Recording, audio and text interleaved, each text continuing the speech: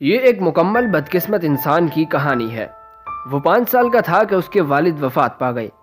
ماں لوگوں کے کپڑے سینے پر مجبور ہو گئی، لیکن سارا دن محنت کرنے کے باوجود وہ گھر نہیں چلا پاتی تھی۔ اسی لیے اس نے کپڑے سینے کے ساتھ ساتھ فیکٹری میں بھی ملازمت کرنا شروع کر دی۔ وہ سارا دن فیکٹری میں کام کرتی اور رات کو گھر آ کر کپڑے سیتی۔ ماں فیکٹری جاتی تو وہ چھوٹے بھائی اور چھوٹی بہن کا خیال رکھتا تھا۔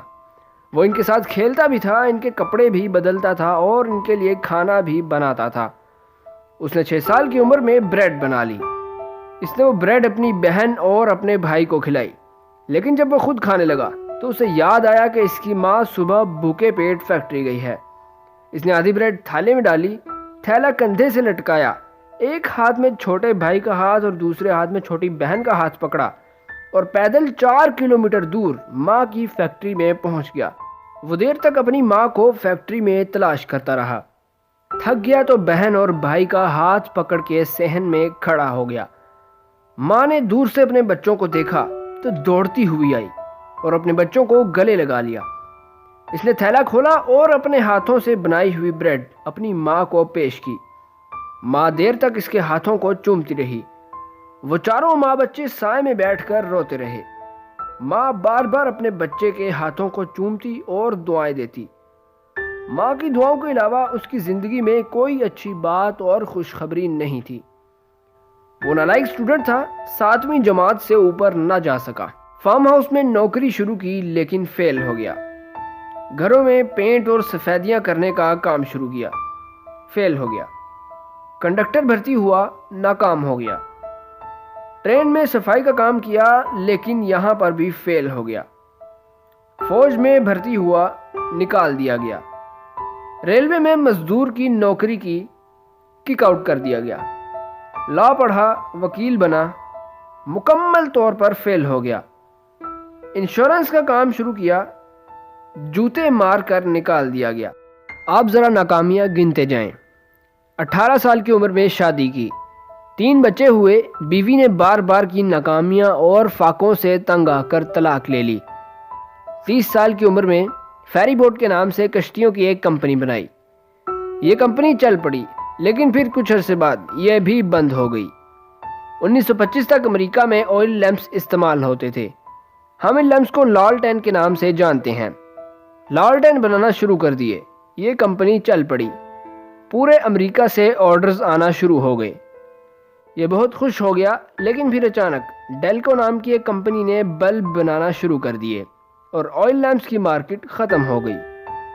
یہ اور اس کی کمپنی دونوں دیوالیہ ہو گئے۔ اس نے پھر سروس اسٹیشن بنایا لیکن وہ بھی نہ چل سکا۔ 40 سال کی عمر میں ہوٹل کھولا لیکن ہوٹل کو آگ لگ گئی۔ قرض لے کر نیا ہوٹل کھولا لیکن تب دوسری عالمی جنگ شروع ہو گئی جس کی وجہ سے یہ بھی بند ہو گیا۔ ریسٹورنٹ بنایا اور اس ریسٹورنٹ میں فرائیڈ چکن بیچنا شروع کیا جو یہ بچپن میں اپنے بہن بھائیوں کے لیے بناتا تھا۔ یہ ریسٹورنٹ چل نکلا، اس نے اطمینان کا سانس لیا، لیکن اب بدقسمتی دیکھیں کہ حکومت نے اس کے ریسٹورنٹ کی جگہ پر ہائی وے بنا دی۔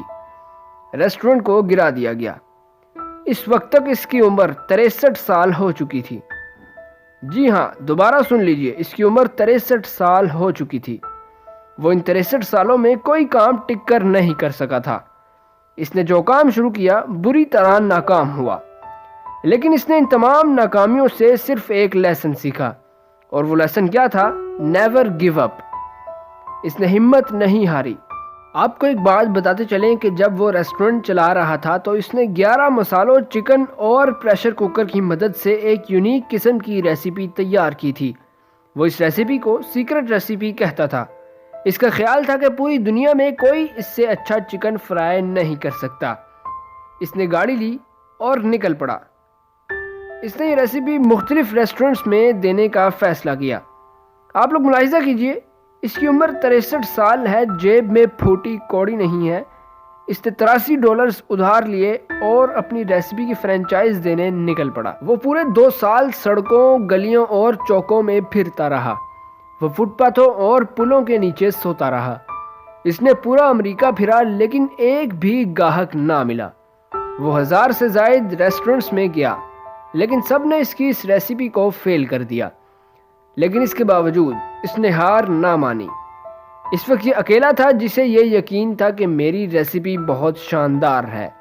پوری دنیا یہ کہہ رہی تھی کہ یہ ریسیپی بیکار ہے، تم لوزر ہو، لیکن یہ کہتا تھا نو، آئی ایم دا ونر۔ اسی دوران یہ ایک چھوٹے سے کیفے کے مالک پیٹر ہارمن اور اس کی بیوی سے ملا۔ دونوں کو اپنا چکن ٹیسٹ کروایا۔ دونوں نے اپنے مینیو میں اس کا چکن شامل کر لیا۔ پیٹر نے اپنے مینیو میں اس ریسیپی کا نام کینٹکی فرائیڈ چکن رکھ دیا۔ یہ تاریخ تھی 3 اگست 1952 کی۔ یہ نام بس مینیو میں آنے کی دیر تھی اور اس کی بدقسمتی خوش قسمتی میں بدلنے لگی۔ یہ دنیا کی پہلی انٹرنیشنل فوڈ چین KFC کے مالک کرنل ہارلینڈ سینڈرز کی کہانی ہے۔ آپ کو KFC کے ہر ڈبے کے اوپر کرنل ہارلینڈ سینڈرز کی تصویر ملتی ہے۔ یہ بوڑھا شخص 65 سال کی عمر تک صرف ناکام ہوا۔ اس نے جو کام بھی شروع کیا اس کا ایک ہی نتیجہ نکلا، ناکامی۔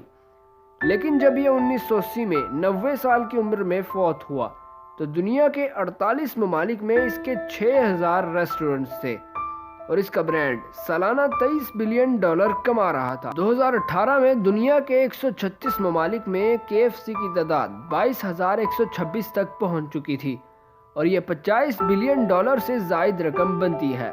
اس رقم کو پاکستانی کرنسی میں دیکھیں تو یہ 10,000 ارب روپے بنتے ہیں۔ کرنل ہارلینڈ دنیا کے ان بدقسمت لوگوں میں شامل تھا جسے ہرانے کے لیے بدقسمتی نے ایڑی چوٹی کا زور لگایا، لیکن پھر بھی ہرا نہیں سکی، یہاں تک کہ بدقسمتی کو اس سے معافی مانگ کر راستہ دینا پڑ گیا۔ یہ کہانی بتاتی ہے کہ دنیا کی کوئی طاقت آپ کو ناکام نہیں کر سکتی، یہاں تک کہ آپ خود اپنے آپ کو ناکام تسلیم نہ کر لیں۔